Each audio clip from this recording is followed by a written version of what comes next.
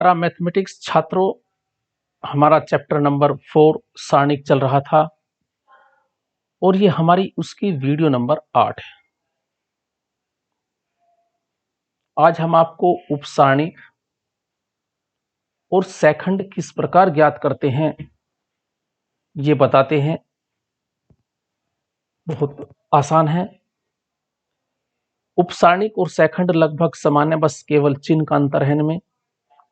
एक में चिन्ह काउंट किया जाता है, एक में चिन्ह काउंट नहीं किया जाता।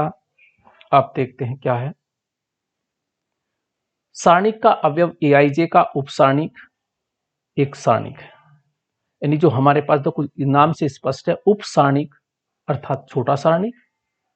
तो किसी अवयव का हम जो उपसारणिक ज्ञात करेंगे वो आईवी पंक्ति और जेव स्तंभ में जो एआईजे स्थित है उसे हटाने से प्राप्त हो जाएगा।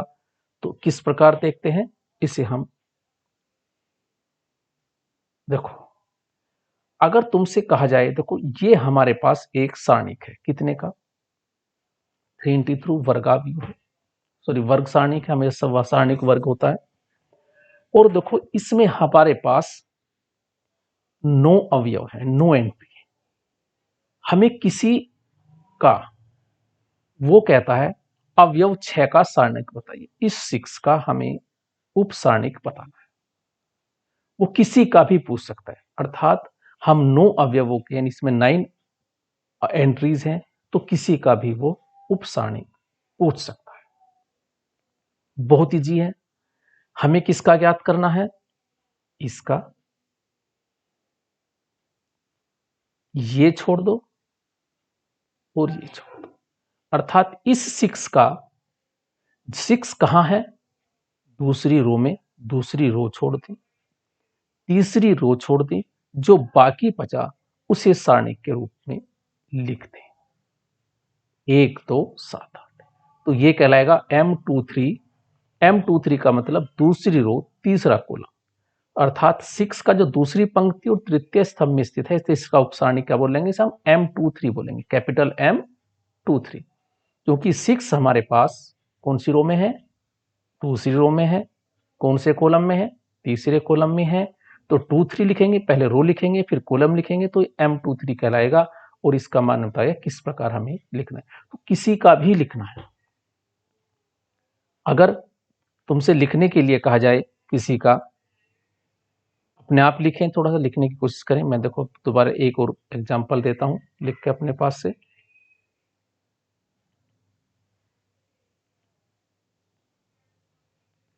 अब मुझे लिखना है, किसी एक नंबर को मैं चुनता हूं, मैं चुनता हूं 8 का, बताइए तो किसका लिखना है, 8 का है। किस पोजीशन पर है, तीसरी रो दूसरा कॉलम। तो इसका नोटेशन हुआ तीसरी रो दूसरा कॉलम बराबर, उपसारणिक है तो क्योंकि छोटा होगा उसका क्रम एक कम होगा, ध्यान रखें। अब हमारे पास ये छोड़ दिया और ये छोड़ दिया। 8 किस में स्थित है, वो रो छोड़ दो, रो कॉलम। ऐसे पहले भी कर चुके हल तुम, 1 4, तो हमने लिखा 1 4 और 2, 8 का लिख रहे तो 1 4 और 3 6। तो ये हमारे पास हुआ इसका 8 का लिखा। देखो एक लाइन थोड़ी खिंच गई थी इसलिए मैंने उसे डिलीट की है। 1 4 और 3 6, बहुत आसान है। ये तो कहलाता है उपसारणिक। अगर मैं 8 का जो पोजीशन साइन से और इसे मल्टीप्लाई कर दूं, -8 कहां स्थित है, 3 2 पोजीशन पर, और 3 और 2 5, ये एक विषम संख्या है।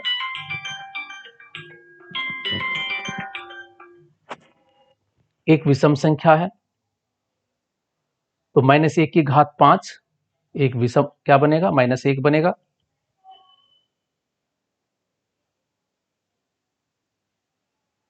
और ये -1 आएगा, तो इसका पोजीशन साइन क्या है, -1, तो माइनस से और मल्टीप्लाई, तो वो बन जाता है कोफैक्टर, सहखंडज। क्या कहलाता है, सहखंडज।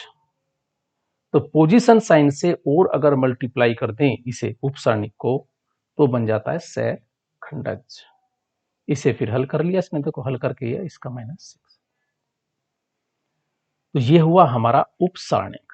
किसी का भी उपसारणिक लिख सकते हैं और किसी का सहखंडज भी लिख सकते हैं, बस वहां किससे मल्टीप्लाई करनी पड़ेगी, उसके पोजीशन साइन से गुणा करनी पड़ेगी। अब आते हैं सहखंडज पर। देखो, किसी अवयव एआईजे का सहखंड जिसे एआईजे द्वारा व्यक्त किया जाता है, हम क्या लिखेंगे, एआईजे, जहां ये एक्स्ट्रा है, यानी पहले उप सारणिक में उसके पोजीशन साइन से और मल्टीप्लाई कर देंगे, तो वो बन जाता है उसका सहखंड। छात्रों, इसमें एक एग्जाम्पल दिया है, ये 2/2 का है। इसके सभी के हमें उपसारणिक लिखने हैं। जब 2/2 का है तो एक का, तो इनके सबके सिंपल होंगे। अगर हमें एक का लिखना है उपसारणिक तो केवल 3 आएगा, क्योंकि ये चला गया और ये चला गया। तो हमने a11 हमारे पास 1 है, तो इसका ma11 का उपसारणिक 3, ऐसी m12 इसका उपसारणिक, ये गया और ये गया 4। ये सारे हमने 4 होंगे इसके। अब सबको चिन्ह से मल्टीप्लाई कर दिया। हम जानते हैं इसका चिन्ह प्लस होगा, इसका चिन्ह माइनस होगा, इसका माइनस होगा, इसका प्लस होगा। यदि इन्हें चिन्ह बदल दे इनके सब में, ये प्लस का है, ये माइनस का है, ये m21 तीसरा माइनस का हो जाएगा और ये प्लस का हो जाएगा। अगर चिन्ह से और गुणा कर दे तो ये सहखंड बन जाएंगे। a11, देखो a11 चिन्ह लिया है, पहले रो कॉलम के हिसाब से जोड़ दिया 1 1, और ये हमारे पास हम ज्ञात कर चुके सारणिक, तो ये हमारे पास सहखंडज आ जाता है। तो हमारे पास बहुत आसान काम है। ये क्वेश्चन है 3/3 का, इसे देखते हैं ध्यानपूर्वक। ये हमारे पास एक, इसके अवयवों के सभी के उपसारणिक और सहखंड निकालने हैं। हमारे पास 9 एंट्रीज हैं, इसमें 9 अवयव हैं, तो 9 उपसारणिक होंगे। पहला उपसारणिक लिखा, चल गया पता हमें, 2 का लिखना है तो ये गया, तो 0 4 5 7 उसे हल किया, सब वैल्यू हल कर दी, तो ये 20, तो ये पहला उपसारणिक हुआ। फिर इसका सहखंड है, इससे चिन्ह से और गुणा कर दो, तो a11 क्या होगा, ये, और हमारे पास उपसारणिक लिख दो, तो -20। क्योंकि ये साइन प्लस का है तो इसमें कोई परिवर्तन नहीं होगा। ये माइनस का है, ये प्लस का है। स्पेस चिन्ह मैं पहले बता चुका, पोजीशन चिन्ह मैं बता चुका, इससे पूर्व की वीडियो देखें। तो इस प्रकार इजीली हम सभी के उपसारणिक, अगर मुझे 6 का लिखना है तो ये गया और ये रो कॉलम चल जाएगी पूरी, तो हमारे पास -3 5 5 -5 7, ये लिखा है, लिख सकते हैं आराम से।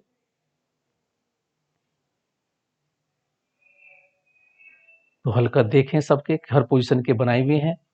तो इन क्वेश्चन एग्जाम्पल को बड़े आराम से करें ध्यानपूर्वक, सिर्फ अंतर इस पे, फिर इसके बाद में इनकी वैल्यू याद करनी, इसमें वैल्यू पुट कर दी है। तो ये हमारा हुआ, हम किस प्रकार उपसारणिक ज्ञात करते हैं और किस प्रकार हम सहखंड ज्ञात करते हैं। तो छात्रों, इस वीडियो को ध्यानपूर्वक